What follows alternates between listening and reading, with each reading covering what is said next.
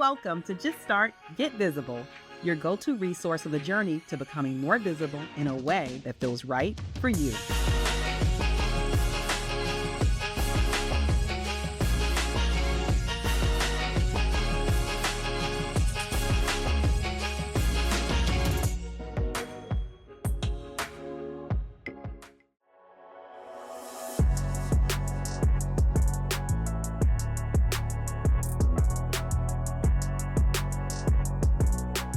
Hey there, and welcome to Just Start, Get Visible, your resource of becoming visible in a way that feels right for you. Of course, I'm Jacqueline Baker, I'm your host, and I'm excited, like I always am, to bring you some tips, some tools, and some resources to start the things that you truly want to do and get visible in a way that truly feels right and feels good for you.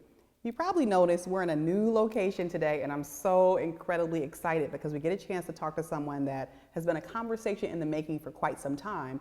But we're also talking about a subject that you all know I feel very passionate and I feel very excited about. And it's about bringing people together and hosting. We're at a bike shop, so you might be thinking, well, how do you do that in the context of a bike shop? But I promise I'll share that with you in just a second. Before we jump into today's conversation, just a couple of quick announcements. First of all, this episode is sponsored by Live, Laugh, and Be Jeweled. You want to see my earrings? Look a little bit closer. You all know that I love me some Live, Laugh, Be Jeweled. These earrings are curated by one of my dear friends, Erica Boone, and she has some fantastic pieces. Since we're about to enter into the holiday season, you might want to head over to livelaughbejeweled.com to check out these pieces and many, many more. Additionally, I want to make sure that you know about something that's really exciting that's coming up. The Just Start Summit is coming back. So head over to juststartsummit.com.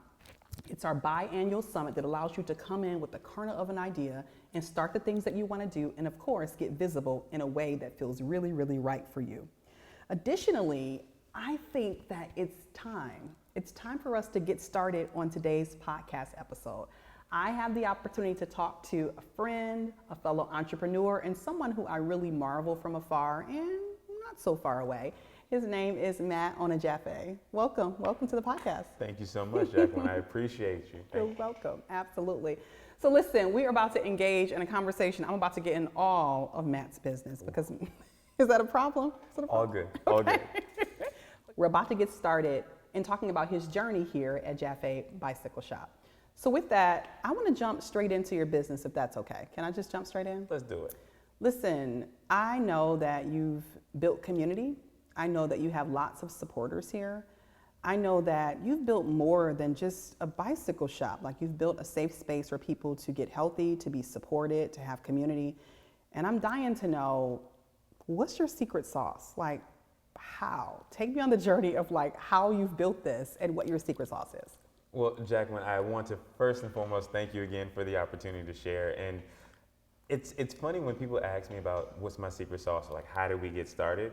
It's as simple and as cliche as it may sound, simply listening, right? So just listening to what a lot of my clients come in and talk to me about, listening to what issues they're having with bikes, listening to how their experiences at other bike shops has really been the secret sauce. Obviously, I take notes and then I have to be proactive and implement them into how I go about my business model.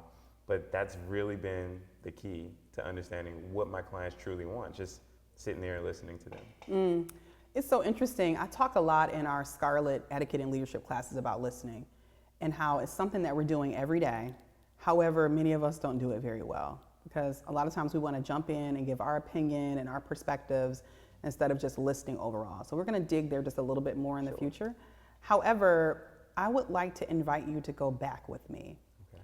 I am always curious about starting journeys. And you and I, we've known each other for several months now, but I actually don't know your starting journey and when you gave yourself permission to get started in this space.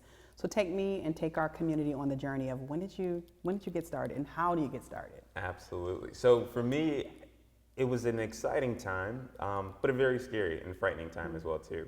So during the pandemic in 2020, I would say right as soon as everything shut down in May, my company at the time, I'm a fiber optic engineer by trade.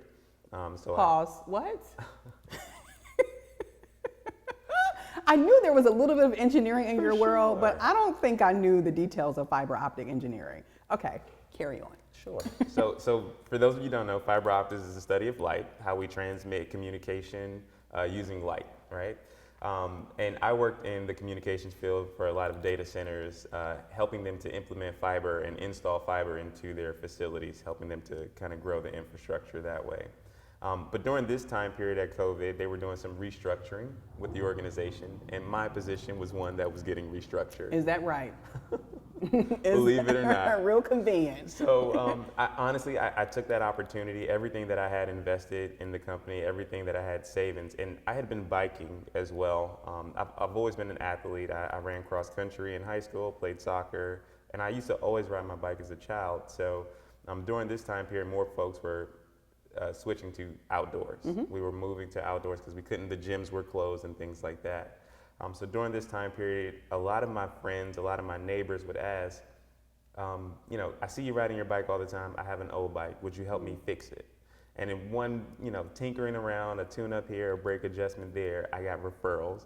People were showing up to my apartment building in Alexandria asking if I could help fix their bike. So before I knew it, I'm a business development person as well. I realized that we had a business model here, and I just immediately got certified as a bicycle mechanic, made an LLC for the company as well, and then we've just been going ever since, just continuing to grow. And social media for me has been the ultimate push. That's really what's been helping us get the word out, get more of those referrals, and just the way we do content for fixing a bike, a lot of people truly enjoyed it. Yeah. One thing you just said that I'm very curious about is, and you didn't exactly say it, but it really makes me want to ask this question about the connection.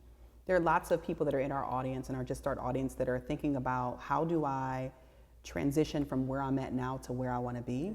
But more importantly, how do I connect the things and the experiences that I've had to maybe a vision or a dream that I have or will have in the future? And so for you, when you think about your fiber optic engineering path and the skills and experiences that you've had, can you see clean lines of, hey, because I learned this there, now I'm able to utilize this in the bicycle shop? Are there connections for you? Absolutely. It's almost, it's just crazy as far as how clear it is as far as to make that connection. So every single thing not even just the fiber optic job, I look back at my first job in retail, all of that translates to what I do now. So from my retail experience, working in the fiber optic manufacturing facility, working with assembly lines, all of that comes into play here. Not only when I'm working on bikes, but when I'm teaching individuals to work on bikes, the business development piece, things that I've learned from an accounting aspect, all of that gets translated over into the business. So what I truly try to tell people is develop a plan, right? Try and at least see what is it you want to do, and test out a ton of different passion projects, test them all out to figure out which one really sticks, but then see how what you're doing for your current employer you can then do for yourself. Because believe it or not, everything that you've been able to do for someone else, you can do for yourself. Yeah, it's fascinating that it truly is sort of that simple, right? It's hard work, let's be honest here. Sure. Being an entrepreneur is hard, let's just be honest about that. However, even when you think about someone who may be in planning or in budgeting at an organization, those same principles that you use within your job in corporate, you need to bring those same principles to a small business. And sometimes we just forget that, just because something is a Fortune 100 or 500 company and they have processes, those same processes or skills or expertise, you can apply them to your small business overall. So, when I got out the car today and I walked into the bike shop, this is my second time being here. Of course, I was here for Matt's opening. Yeah. Yep, a few Good months time. back. Good It was time. some good times, actually. And it was so many people here. That's the reason why I asked about community, is because literally his guests were spilling out the door and down the street. I'm sure the juice shop next door is what's up over there, right? But when I came in here, I'm sure when lots of people come in here, you feel a certain way, right?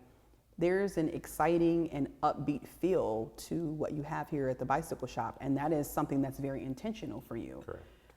And it makes me think about culture and community and environment, and it's not just buying a bike, it's also how you feel in the customer journey or the customer experience. Why? You could have just had a shop and had some bikes, and you didn't have to have the coffee bar over here, right, or the spirits. Why is this important to you? So when I started the company, there were two two thoughts that came to my mind, or at least two references that came to my mind. One was a barbershop, and the other was a black barbecue.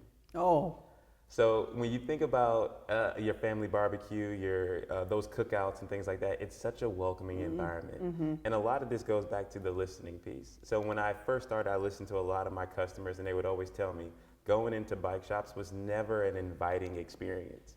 So where do you feel the most welcome? Usually at the cookout or the barbershop, because this is a place where we're comfortable. It's a safe space for us to talk about whatever we want to talk about, from politics to sports to family, relationships, you name it.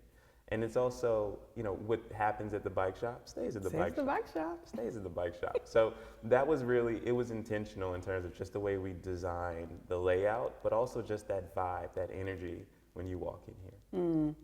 Can we go super transparent for a moment? Let's do it. Our audience comes here to hear the real, right? We're always going to rile you up and we're going to make you excited and go, go, go.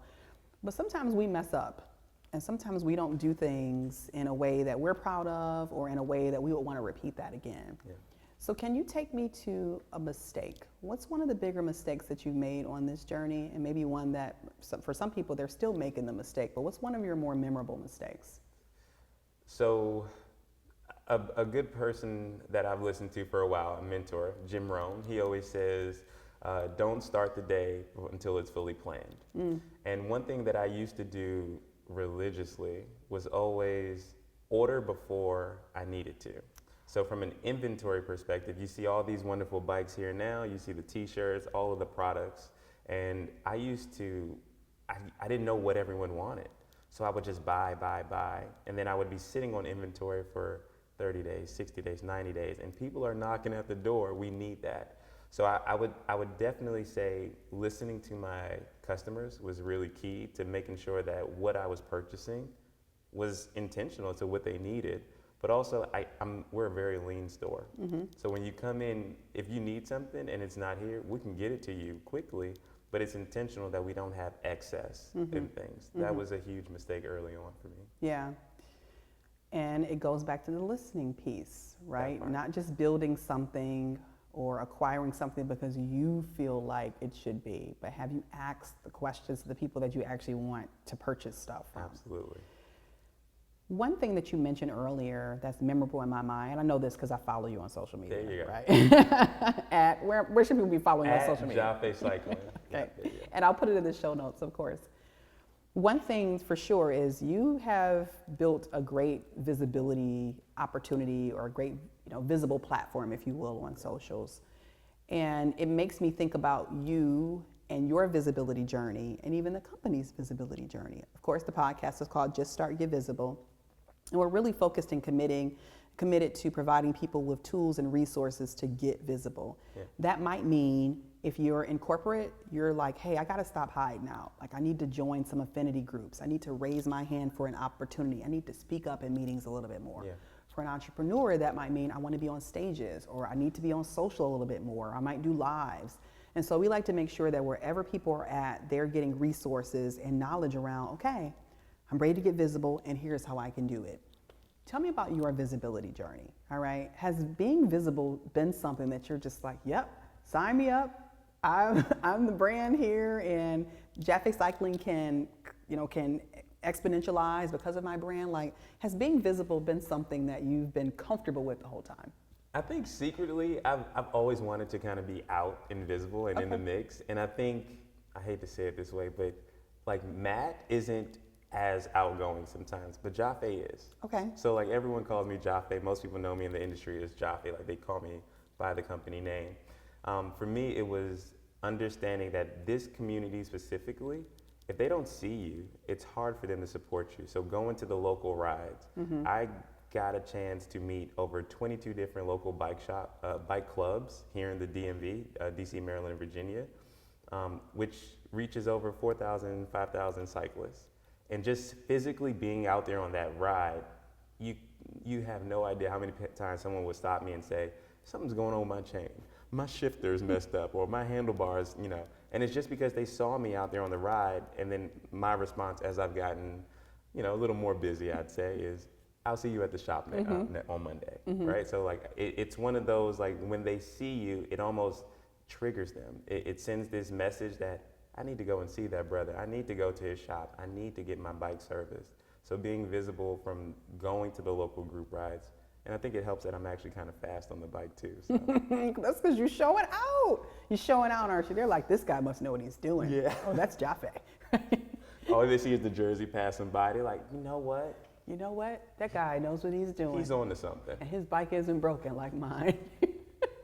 It's so true. Yeah, if you were out there with a rickety bike, like that would just totally mess everything up. Yeah. Is being in the spotlight comfortable for you? It doesn't feel as odd as I thought it would. Okay. But it's not a me thing though for me to be in the spotlight. I don't think that I go out seeking the attention. I do. It's a calming effect, kind of. When people see me, I think it's what I represent, what we've been able to build. I think that's really what the attention is on. Not necessarily on Matt, the person. It's more so on, you know, the foundation, like the community we've been able to grow. And then also what we stand for. I mean, we promote health and wellness. We promote healthy living, exercise, but then also youth engagement too. And I think that's what really, at least that's what I hope, gets the attention. Yeah. Tell me about the youth engagement piece a little bit. I'm curious because if you go to the site or if you look at any of your socials, you see a span of almost everybody, right? Like you see people who are younger and people who are older.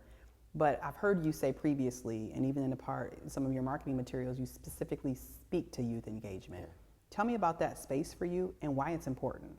I was going to start with the reason why it's so important for me is I grew up here in Prince George's County, and one thing that we didn't see was a variety of sports. So if it wasn't basketball, if it wasn't football or some form of entertainment, it just felt like there was no hope for you outside of academics. And there's a ton of students who don't make the teams, right? They don't make it to the NBA. Like that percentage is so low. But cycling is kind of one of those gateway sports. It's low impact, so it allows us to keep our athletes longer. So we save the ones who are in football or those contact sports, and it preserves their bodies a lot longer. But then for the student who isn't as coordinated on the football field, riding a bike is a lot more simple for them. It's kind of like watching a penguin outside of water. You know, you may look awkward, but in the water they look very smooth, very tranquil. Same thing for some individuals on a bike. But the importance of it is also how wide the industry is. You don't have to be a Tour de France racer. You could work at a bike shop, you can own a bike shop. There's mobile cyclists. There's also design engineers. You can help build bikes, you can fix them. It's so many different job opportunities that go unnoticed because cycling isn't as mainstream as some of those other sports. And I mean, it's actually exciting just thinking about the period of time we just came off of with Olympics, right? Yeah. And just so many young people even more excited about things in sports that they didn't even know existed, right? Were the Olympics, was watching it your thing? Not the Olympics, but the tour, yes. Okay. Yeah, for sure. Probably got to do a little better job next year. I mean, or next 4 years. Next 4 years. I mean, if you're with it, you're with it. If you're not, whatever. Like it's not your world. Right. For some people, truly, they show up every 4 years and pay attention to these sports. But you're like, yeah, that's cool, but I do this. Yeah. We're riding. Right, So, riding every day, yeah. Tell me a bit about how you show up in your spaces, and let me tell you what that means. Ooh. I know. I'm very careful with the word balance, very careful, because I think that for some people there's an adverse reaction to it because we have pockets, right? We have friends, we have family, business, fraternity, right? Just things and spaces that we're showing up in. And depending on who you are, some spaces might get 80% one day and one space gets 0 and something gets 20, right? And so instead of saying, tell me how you manage, tell me how you balance, I more so want to know, how are you showing up in the spaces in your life that you care the most about? Like, how do you decide, or what does it look like for you to show up in these spaces that you care deeply about? That is a loaded question. Oh no, I didn't mean to trigger him, y'all. I approached it so delicately, and I don't think it worked. You couched it very well. Because the truth of the matter is, I feel like that's a balance question, right? And it's one of those things. I've been watching and I've been listening to some of those entrepreneurs who I look up to, and from a balance perspective and how I show up, it's really difficult to say that everyone gets a certain percentage of me. Right. I think I like to segment it by what's going on that week, if that makes sense, as far as what requires more of me. Because as much as I would love to say I'm, bubbly and, hey, welcome to Jafe Cycling every day, there are some days where it's like, no, I need to save that energy for the social that we have to go to, or I need to save that energy for our youth program.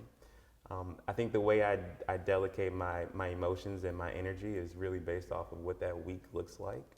I really appreciate that answer, seriously. And I say that because somebody who almost has to be a bit in the spotlight, like literally your name is the business name. Yeah. It's hard, I would imagine sometimes to just turn it off when you want to turn it off because the store needs to be open and the conversations need to be had and the sales need to be made.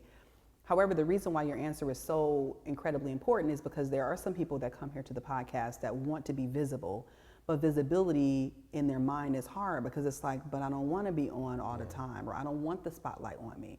And that's the reason why we say, in terms of what we do here, we help you show up in a way that feels right for you, which might mean knowing that, hey, sometimes I got to dial it down over here because later on today I have to dial it up. Exactly. Right? I mean, if I go personal for a second, and many of you know this because I've talked about it previously as it relates to my husband, Mark.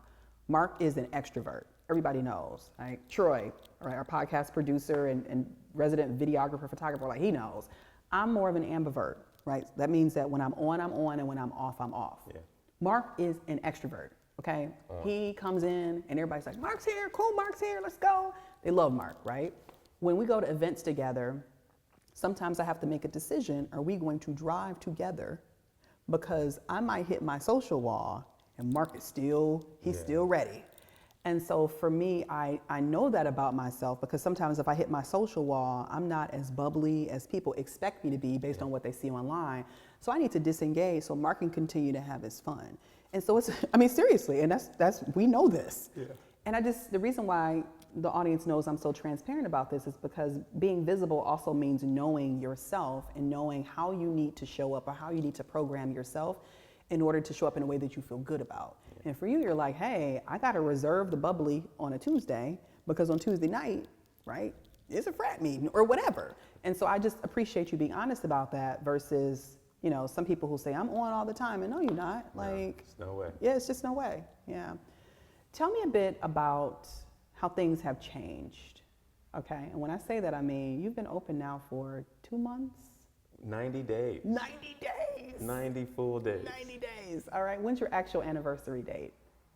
May. May. No, yeah. Like the date, the actual day. Oh, for May 18th. May 18th. Okay. Yeah. All right. So definitely coming up. No, it just passed. You just passed your 3-month anniversary. If you think about the last 90 days, the last year, the last 2 years, what's a significant change? You're just like, oh, from then to now, things look a little bit different. Ooh. The biggest change, honestly, has been staff. Okay. So, like, we went from a one-man show to I literally have 8 people on payroll now. Yay. Which says a lot because it's like, yes, I can get to, 10 to 15 bikes of my own. Imagine multiplying that by 10. Yeah. So now we're talking 100, 150 bikes at a time. So it's like I need the manpower, but also training has been a big change because I'm used to, I know it and I just go through the motions, but now it's like, no, I gotta stop myself from doing the task for some of my techs, right? I have to say, well, walk me through why you thought the cable should be routed that way.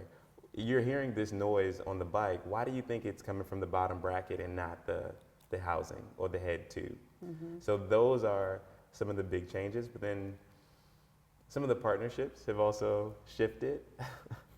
We're definitely getting noticed a bit more. So we do have a number of high profile folks who walk in the shop from time to time wanting to partner and wanting to collaborate. So it's really interesting to see that. Yeah, being more discerning, being more selective. Yeah. Right? And I have to shout out the Goldman Sachs 10K small business program for that because I think one thing that I really appreciated was them telling us that not every opportunity is your opportunity. Mm-hmm.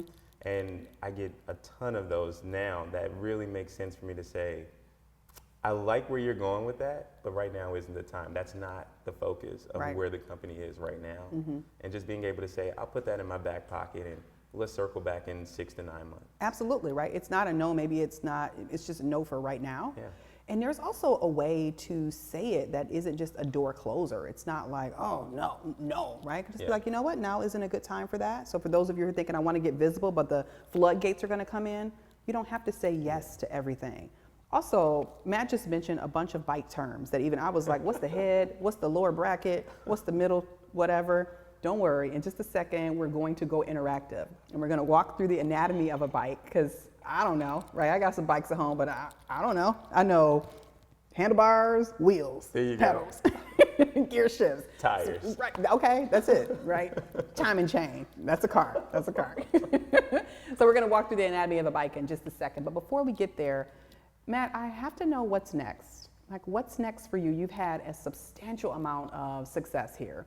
Even if I look at the wall over here, you all can't see it, but we'll show you in some B-roll probably. There's photos with just some dynamic people on the wall because of the success, because of the warmth of this place, because of the service in this place. And so I am dying to know what's next. So immediately, what's going to be next for us is definitely the youth programs. So we want to really pour into this youth program, starting certain youth clubs and also teams. So believe it or not, there's a ton of leagues here throughout the entire country. There's a National Interscholastic Cycling Association for youth from 9 years old all the way up to 18. So really developing the next group of kids who are going to represent this county in the Tour de France is really a passion of mine. So developing those teams is immediate on the to-do list. And then expansion. I think we've had a number of folks who've traveled from Atlanta, they've come from California, they've come from Delaware, New York even.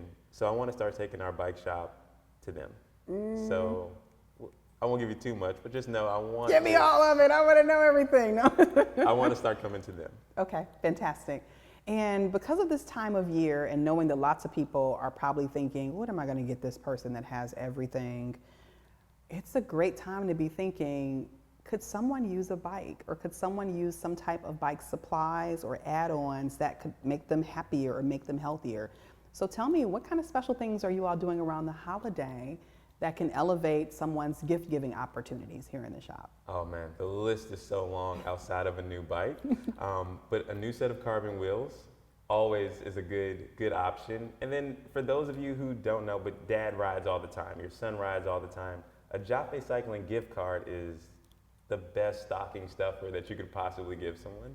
So I think those two things are usually always top of the list for folks. Okay, great. And I'll, of course, link directions directly to Jafe Cycling Shop, and maybe even those things directly so they can pick them up. Matt, listen, I want to make sure that we get up and get moving and show people some things around the shop, but more specifically the anatomy of a bike. Can we do that? Let's do it. Okay. Before we do that, though, I do want to remind you of a few things. I started out our conversation today talking about a few upcoming things, actually one thing in particular that's really important to us here in the Just Start world. The Just Start Summit is coming up. The 2025 Just Start Summit is coming up. If you head over to juststartsummit.com, pick up your ticket. More importantly, remember that you're giving yourself permission, the opportunity, the resources, and the community to truly start the things that you want to do and get visible in a way that feels right for you. I just talk about Matt and the gifts you can get here at the bicycle shop, but you can also get these earrings. If you head over to livelaughbejeweled.com, you can pick up some earrings from the curator. Her name is Erica Boone, and her company is Dynamic. You've probably seen me in several different episodes with earrings that were curated specifically by her. I, of course, want to say thank you. Thank you for joining us for a dynamic conversation with Matt here at Jafe Cycling Shop.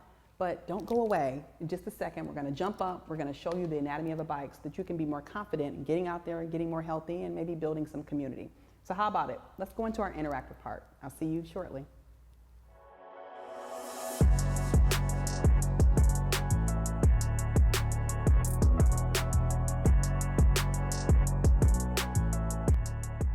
Okay, I think we're going to go ahead and get started. And I think I'm going to go ahead and take a second and teach you. There you go. Okay, so I want to talk about this head frame here. We got the handlebars, probably the head gasket down here. Over here, it looks like we zoom into the timing chain in this general area, this is like the spoke agency situation. Get in here, brake system, I know that's right. The pedestal bars, but this is like the CPU of the pedestal bars. And then right here, middle gasket, spoke agency back frame though. Underneath is the bottom gasket, and then flux capacitor slides in here, but the flux capacitor is optional add-on only. Where are we going? Back to the future? Okay, for real. Amateur teaches expert, fail. Welcome back. Of course, you are on part 2 of the Just Start Get Visible podcast here. Matt's back. Welcome back, Matt. Thank you for having me back. You're welcome. We're going to take some time and talk about the anatomy of a bike, right? Because there are so many components of a bike. And many of you are thinking, I've been riding bikes since my big wheel, since my tricycles, since my training wheels for ages. But do you know the components of a bike? Because I surely don't. I don't know. That's a really good question. And that's usually the first question that most people ask me is like, something's broken, but I don't know what part it is. Can you help me? Yep. It's probably like a doctor. Like, something don't feel right here. Like my upper femur. I don't even know if that's what happens up here. It ain't working right. So we're going to take a second and walk through the anatomy of a bike. But before we do, I got to share with you all a little bit of detail about my fit. You all know that most times when I come here and do these podcast episodes, I'm usually dressed up. I usually have on heels, but I thought to myself, it's going to be so ridiculous if I show up and I got on heels. Like, that does not fit the vibe. So I instead threw on this outfit. This is a Black Originals outfit. Actually, one of my husband's good friends owns this brand. And so we're going to throw the link to this outfit in case you're looking for an opportunity to buy someone something for the holidays, for their birthday. Check out Black Originals. It's super comfortable. I think it's super cute, and I hope you think so too. All right, so with that, let's jump all the way in, Matt. I want to know all about the anatomy of this bike. If you were teaching me, as you are, about how to be able to understand the core components of a bike, how would you do that? Like, walk me through the anatomy of this bike. So first I've got to shout out what type of bike this is, right? So this is a Cannondale Super 6 Evo 2, full carbon frame. This bike is also an electronic shifting. So we use what's called Shimano Ultegra Di2. So Shimano. Yeah, it's got a good ring It's to it. long for shimmy. Shimano. So this bike, the way that I would first start to always, I guess, describe the bikes to our customers is I always start with the handlebar area. So this long piece that is, yes, the handlebars. On top of the handlebars, we have 2 shifters. And for whatever reason, when a lot of customers, they tend to see a bike like this with drop bars, these are called drop bars, they always want to go straight here. And they just feel like and they wonder why they're just stretched out. But typically you want to put your thumb and your index finger behind the hoods of the shifters, and this is primarily where you want to be because it's easy for you to reach the brakes. Ah, okay. I totally would do that. Mainly because I feel like it looks cool. It does look You cool. know, seem like you and lean it's in. more aerodynamic, but no. You want to go behind the hoods first so that we're closer to the brakes. Okay, clear. So shifters, handlebars, those are the top 2 things that you really want to, the first things that you want to know. And then I always start to go into the gears. The gears are the best part. So the gears, on the front, we have what's called a crankset or a chain ring. And this gear is controlled by our left shifter. So our left shifter controls our crankset or the front gears. Or the timing chain. Definitely not the timing chain. And then our right shifter controls our rear cassette. So we also have gears in the back. So I always say right rear, left front. Okay. That's a good way to kind of just, at least that way you know. Yeah. So you also have the saddle. Saddle. Okay, that is not what I called This it. is your healthy steed right here. This is our saddle. Of course, we've got tires on it. We've got and this is another one. So we've got a rim, and then we have tires. So these 2 are separate. Together, they're called a wheel set. But this is the carbon wheel, the carbon rim, and then I have tubeless tires on mine. Okay. Real world reality question here. Sure. Okay. We ride bikes casually in my home. However, I have some issues sometimes with feeling like, oh my gosh, I don't want to sit down no more because it hurts. And I even have padded biker shorts. And I don't know, maybe my padding isn't top notch. I'm not really sure. However, what do you recommend if someone is feeling like it's like booty bone to seat? Like what's the best way to get some cushion and some protection? Right, so the beauty of it is we have an array of saddles now out there on the market. There's a company that we actually offer, it's called Terry. So Terry offers what's called a women-specific butterfly seat. Because again, listening to my community, I know that some of our customers, they have a little more cushion for the pushing. So with that being said, we have women-specific saddles that actually have 3D memory foam embedded into the saddle, which offers a much more plush experience. Okay, thank you for that, because wowzers. And I'm not even someone who has a bunch of cushion for the cushion, so I'm like, please, like, help me out with some pushing or some cushion. Cushion. Yeah, some cushion. But yeah, no, those are really things that, I mean, outside of the frame, we can completely customize and modify this bike to exactly how Jacqueline wants to have it. So like I can adjust the reach on this stem so that you don't feel overextended. We can bring that closer in. I can put this seat up or down so that it's the perfect height for you. So when anyone else gets on the bike and it feels abnormal to them, just know it's not their bike, it's Jacqueline's bike. Okay. Yeah.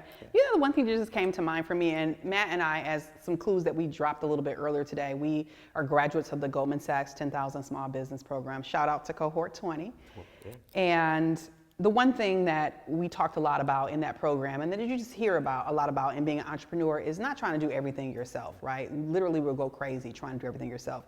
Even as I'm looking at this bike and I'm looking at certain components, I'm looking at add-ons, I'm looking at the name that's here on the pedals, right?